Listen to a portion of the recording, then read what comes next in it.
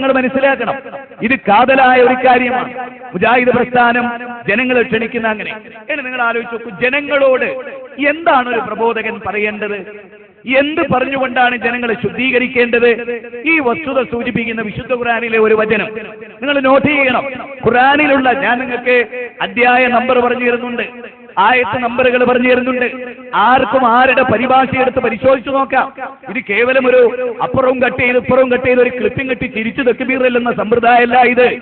ഇത് വിശുദ്ധ ഖുർആനിന്റെ ആയത്ത് നേർക്ക് നേരെ ഇത്രാമത്തെ അധ്യായം പരിശോധിക്കുക, ഇത്രാമത്തെ സൂക്തം പരിശോധിക്കുക എന്ന് തെളിവിന്റെ ബലത്തിലാണ് ഖുൽ ഹാതു ബുർഹാനക്കും ഇൻ കുൻതും സാദിഖീൻ.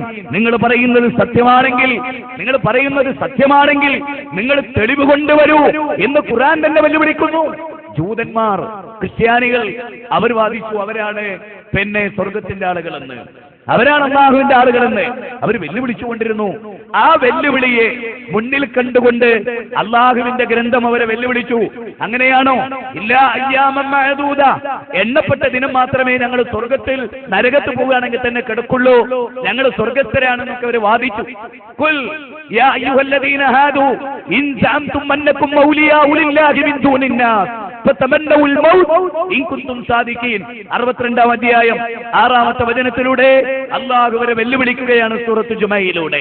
ഈ സന്ദർഭത്തിൽ അല്ലാഹു പറയാണ്, ഖുൽ ഹാതു ബുർഹാനക്കും ഇൻ കുൻതും സാദിഖീൻ, നിങ്ങൾ പറഞ്ഞോളി, വാദിച്ചോളൂ, കുഴപ്പമില്ല, ഞങ്ങളാണ് അഹ്ലു സുന്നത്തി വൽ ജമാഅ എന്ന് നിങ്ങൾ വാദിച്ചോളൂ. നാവുകൊണ്ട് വാദിച്ചിട്ട് കാര്യമല്ല, തെളിവ് ഉദ്ധരിക്കണം.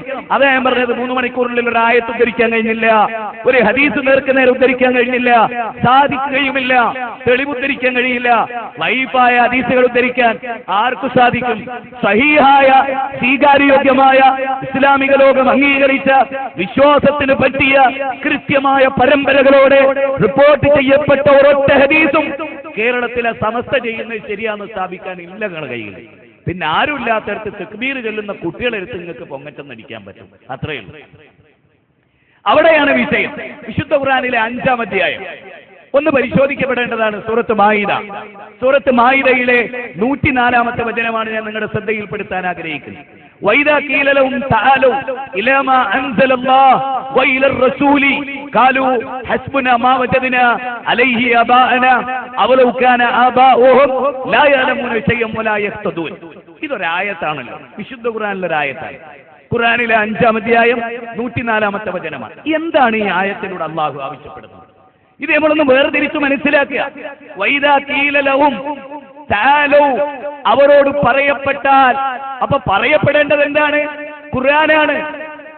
അതാണ് വിശുദ്ധ ഖുർആൻ. വൈദാ ഖീല ലഹും തആലൂ ഇലാ മാ അൻസലല്ലാഹ്, അല്ലാഹു അവതരിപ്പിച്ചതിലേക്ക് നിങ്ങൾ വരൂ എന്ന് പറയപ്പെട്ടാൽ, അപ്പൊ പറയപ്പെടേണ്ടത് എന്താണ്?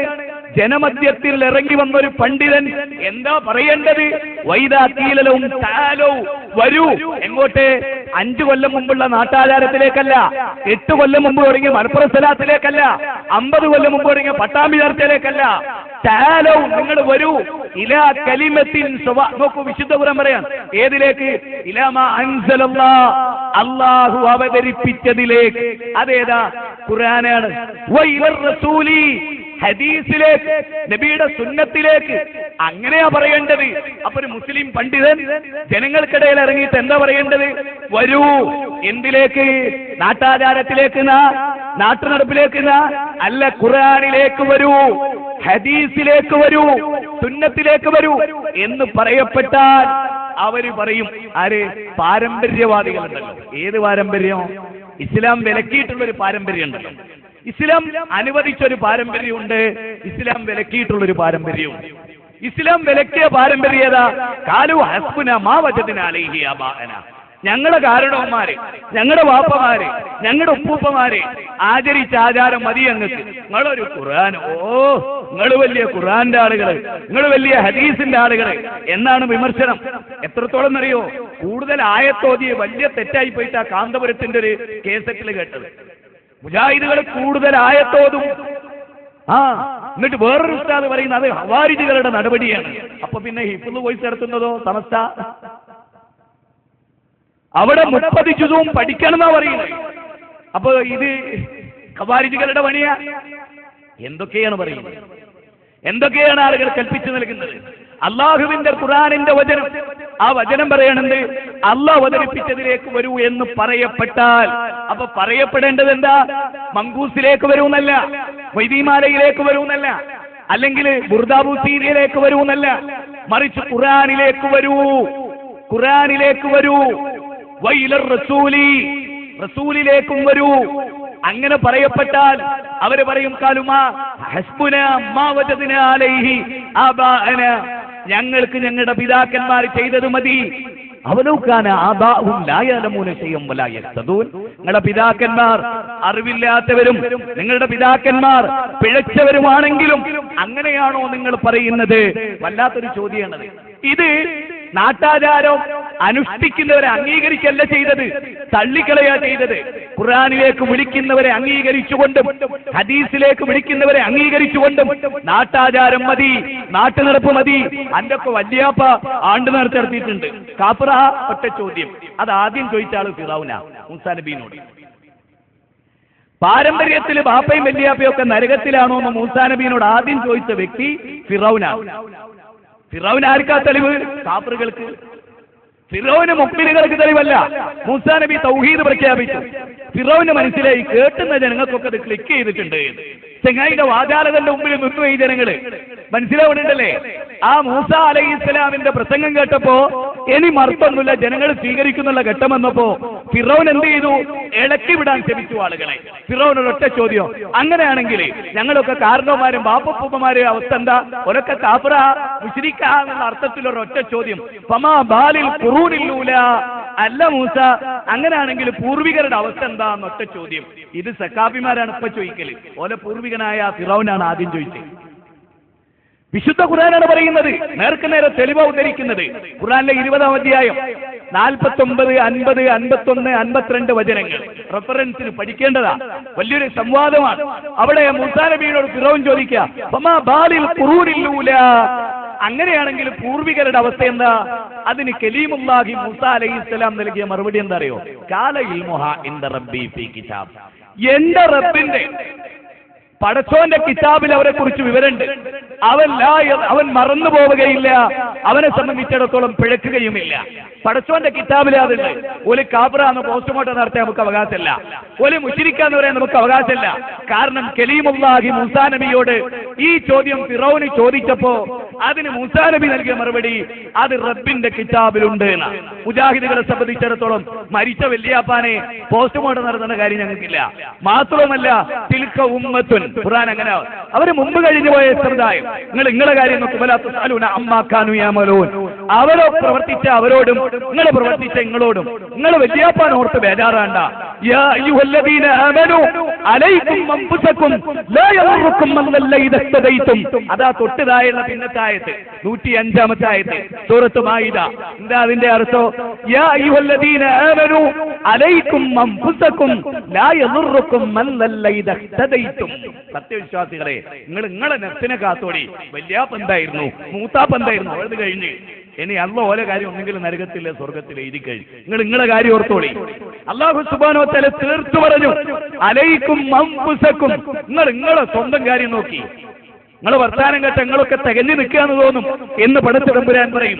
അതുകൊണ്ട് അവനവന്റെ നെഫ്സിനെ നരകത്തുനിന്ന് കാത്തുകൊള്ളാനാണ് അല്ലാഹു സുബ്ഹാനഹു വ തആല നമ്മളോട് പറയുന്നത്. ഇതാണ് ഇസ്ലാം. ഇസ്ലാമിനെ സംബന്ധിച്ചിടത്തോളം അതിന്റെ പ്രമാണങ്ങൾ നേർക്ക് നേരെ തെളിഞ്ഞതാണ്. നമുക്ക് ആവശ്യം എന്താ? വിശുദ്ധ ഖുർആനിൽ നിന്ന് ആയത്ത് ഉദ്ധരിച്ചു, സഹീഹ് ബുഖാരിയിലെ ഹദീസ് ഉദ്ധരിച്ചു. ആ ഹദീസ് സഹീഹായിരിക്കണം. അതിന്റെ അടിസ്ഥാനത്തിൽ ഇന്നത് തെറ്റാണെന്ന് കാണുന്നു, അത് പറയാ. മനസ്സിലായില്ലേ? ഇപ്പൊ ഇരിക്കുന്ന ആളുകളെ കൊണ്ടൊക്കെ തെക്ബീർ ഇല്ലാതെ ചിലപ്പോ തൃശ്ശൂർ ജില്ല മുഴങ്ങും. അതിനാർക്കും കഴിയൂ. തൊള്ളുണ്ടായാൽ മതി, വേറെ ഇൽമ ആവശ്യമല്ലല്ലോ. ഇൽമ ആവശ്യമുണ്ട്, തെക്ബീർ അല്ലാതെ ആവശ്യമില്ല. തൊള്ള ഇങ്ങനെ തുറന്നിട്ട് തെക്ബീർ അടിച്ചല്ലി കൈയടിച്ചാൽ സംഗതി ബേശായി. രണ്ട് കൈയും ഒരാന തൊള്ളയുണ്ടായി അത് കഴിയും. അതുകൊണ്ട് ഇൽമുണ്ടാവുമോ? ഇൽമുള്ളവരൊന്നും ബഹളം വെക്കൂല എന്നാണ് പറഞ്ഞത്. മര്യാദയ്ക്ക് ഇരുന്ന് കേട്ട് പഠിച്ചോനെ എങ്ങനെ കാണോ ബേജാറാകുക ചെയ്യുക, അല്ലാന്ന് ചിരിച്ചാർ തട്ടേസിക്കല്ലേ ചെയ്യുക. സമൂഹം പിഴച്ചുപോയി എന്ന് വിചാരിക്കേ. സുന്നികളുടെ വാദപ്രകാരം മുജാഹിദുകൾ പിഴച്ചിട്ടുണ്ടെങ്കിൽ സങ്കടം ഉണ്ടാകുക, വിഷമം ഉണ്ടാകുക. ഒരു പിഴച്ചു പോയല്ലോ പഠിച്ചോനെ, അവരെ തിരുത്തേണ്ടതുണ്ടല്ലോ, അത് ഞങ്ങളെ ബാധ്യതയാണല്ലോ. പ്രവാചകന്മാരെങ്ങനെയാ? പ്രവാചകൻ ജനങ്ങളോട് പറയുന്ന ഒരു വാചകം കേട്ടോ, 40-ാം അധ്യായം സൂറത്ത് ഗാഫിർ. മുഅ്മിൻ എന്നും ആ അധ്യായത്തിന് പേരുണ്ട്. ആ അധ്യായത്തിലെ 41-ാമത്തെ വചനം, 40-ാം അധ്യായം 41-ാമത്തെ വചനം, വയാ ഖൗമി മാലി യദൂകും ഇലൻ നജാത്ത് വതദൂനനി ഇലൻ നാർ വയാ ഖൗമി മാലി യദൂകും ഇലൻ നജാത്ത്. ജനങ്ങളെ, നിങ്ങൾക്ക് എന്തായി പോയി? ഞാൻ നിങ്ങളെ നജാത്തിലേക്ക് ക്ഷണിക്കുന്നു, മോക്ഷത്തിലേക്ക് ക്ഷണിക്കുന്നു, ഇസ്ലാമിലേക്ക് ക്ഷണിക്കുന്നു, സ്വർഗത്തിലേക്ക് ക്ഷണിക്കുന്നു. നിങ്ങൾ എന്നെ നരകത്തിലേക്ക് ക്ഷണിക്കുന്നു. കണ്ടോ? നരകത്തിലേക്ക് ക്ഷണിക്കുന്നവരൊരു വിഭാഗം, സ്വർഗത്തിലേക്ക് ക്ഷണിക്കുന്നവരൊരു വിഭാഗം. വിശുദ്ധ ഖുർആന്റെ വചനങ്ങളാണ് ഞാൻ പറയുന്നത്. വിശുദ്ധ ഖുർആനിലൂടെ നമ്മൾ പഠിക്കുക. വിശുദ്ധ ഖുർആൻ ലോകത്തുള്ള മുഴുവൻ മനുഷ്യർക്കുള്ളതല്ലേ ഈ ഗ്രന്ഥം. ആ ഗ്രന്ഥത്തെ ജനങ്ങൾക്ക് എത്തിച്ചു കൊടുക്കാൻ വിലപ്പെട്ട സമയം നമ്മൾ ഉപയോഗിക്കുക. അലിഫ് ലാം റാ കിതാബുൻ അൻസൽനാഹു ഇലൈക ലിതുഖ്രിജൻ നാസ മിനൽ ളുലുമാതി ഇലൻ നൂർ. എന്താണ് ആ വിഷയത്തിൽ നമുക്ക് ചർച്ച ചെയ്യാനുള്ളത്? കിതാബുൻ അൻസൽനാഹു ഇലൈക ലിതുഖ്രിജൻ നാസ മിനൽ ളുലുമാതി ഇലൻ നൂർ. ഇരുട്ടിൽ നിന്ന് വെളിച്ചത്തിലേക്ക് മാനവരാശിയെ നയിക്കുന്ന ഗ്രന്ഥം എന്നാണ് പറയുന്നത്. മനുഷ്യരെ മുഴുവനും നയിക്കുന്ന ഗ്രന്ഥം. ആ മനുഷ്യരോടാണ് ഖുർആൻ സംസാരിക്കുന്നത്. യാ അയ്യുഹന്നാസ് ഖദ് ജാഅതുകും മൗഇലത്തും മിർ റബ്ബിക്കും വശിഫാഉൻ ലിമാ ഫിസ്സുദൂർ. ജനങ്ങളെ, നിങ്ങൾക്കിതാ നിങ്ങളുടെ റബ്ബിങ്കൽ നിന്ന് ഒരു സതുപദേശം വന്നിരിക്കുന്നു. ആ സതുപദേശമാണ് ഖുർആൻ. 10-ാം അധ്യായം 57-ാമത്തെ വചനം, 14-ാം അധ്യായം സൂറത്ത് ഇബ്രാഹിം 1-ാമത്തെ വചനം. ഈ വചനങ്ങളിലൂടെ ഖുർആൻ മാനവരാശിയുടെ ഗ്രന്ഥമാണ്. ഇവിടുത്തെ മുഴുവൻ മനുഷ്യർക്കും എത്തിച്ചു കൊടുക്കേണ്ടതാണ്. പക്ഷേ ദൗർഭാഗ്യകരെന്ന് പറയട്ടെ, മുസ്ലിങ്ങൾക്ക് വരെ അതറിയില്ല. ആദർശ സമ്മേളനത്തിൽ പ്രസംഗിക്കാൻ കൊണ്ടുവന്ന പണ്ഡിതന് 2 ആയത്തെങ്കിലും പൂർത്തീകരിച്ച് ഓതാൻ അറിയില്ല. അങ്ങനെയുള്ള ഒരു കാലഘട്ടത്തിൽ നമ്മൾ ജീവിക്കുമ്പോ ഈ ഉമ്മത്ത് ഗൗരവമായ പഠനങ്ങൾക്ക് ഈ സമൂഹത്തെ വിധേയമാക്കണമെന്നാണ് എനിക്ക് ഈ സന്ദർഭത്തിൽ സൂചിപ്പിക്കാനുള്ളത്. അതിലെ ഏറ്റവും പ്രധാനമായ കാര്യം ഏതാ? ഏറ്റവും പ്രധാനമായ കാര്യം അള്ളാഹുവിനെ മനസ്സിലാക്കുക എന്നുള്ളതാണ്. അതെങ്ങനെ മനസ്സിലാക്കും? പ്രമാണങ്ങളിലൂടെയാണ് മനസ്സിലാക്കുക. എങ്ങനെയാണ് ആ കാര്യം ഉൾക്കൊള്ളുക? നമ്മുടെ വ്യാഖ്യാനമല്ല. സ്റ്റെപ്പ് അപ്പ് ട്രാൻസ്ഫോമർ പോലെ, സ്റ്റെപ്പ് ഡൗൺ ട്രാൻസ്ഫോമർ പോലെ, കോടതി പോലെ, മന്ത്രി പോലെ എന്നൊക്കെ പറഞ്ഞിട്ടുണ്ടല്ലോ. പടച്ചോനെ പരിചയപ്പെടുത്തലേ. അങ്ങനൊന്നും പടച്ചോനെ പരിചയപ്പെടുത്താൻ നമുക്ക് അവകാശമില്ല. അള്ളാഹ്ക്ക് ഉദാഹരണം തന്നെ പറയാൻ പാടില്ല എന്ന് വിലക്കിയിട്ടുള്ള ഒരു ഗ്രന്ഥമാണ് ഖുർആൻ. അതുകൊണ്ട് തന്നെ ഖുർആൻ വായിക്കുന്ന ഒരാള് അള്ളാഹ്ക്ക് ഉദാഹരണം പറയില്ല. അള്ളാഹ് ട്രാൻസ്ഫോമർ പോലെയെന്ന് പറയില്ല, അള്ളാഹ് കോടതി പോലെയെന്ന് പറയില്ല. അങ്ങനെ അള്ളാഹ്ക്ക് ഉദാഹരണം പറയരുത് എന്ന് ഖുർആൻ വിലക്കിയിട്ടുണ്ട് എന്നറിയാത്തത് കൊണ്ടാണ് കാന്തപുരം അങ്ങനെ പറഞ്ഞത്. കാന്തപുരത്തിന് ഖുർആൻ അറിയാത്തത് കൊണ്ട്, ഖുർആൻ പഠിക്കാത്തത് കൊണ്ട്, ഖുർആനിൽ വിലക്കിയൊരു കാര്യം ഒരാൾ ചെയ്യാന്ന് പറഞ്ഞ അർത്ഥം എന്താ? ഒന്നെങ്കിൽ വിലക്കിയത് ചെയ്യാനുള്ള ധിക്കാരം, അല്ലെങ്കിൽ വിലക്കിയത് അറിയായിക. ഇതിൽ ഏതാ ഉണ്ടാവുക? അറിയായികയല്ല, ധിക്കാരമായിരിക്കാം. അറിവില്ല എന്ന് നമ്മൾ പറയണില്ല. ഒന്നുകിൽ എന്നായിരിക്കും അറിഞ്ഞുകൊണ്ട് നിഷേധിക്കുക. അതാണല്ലോ ഇവിടെ ഉണ്ടായത്.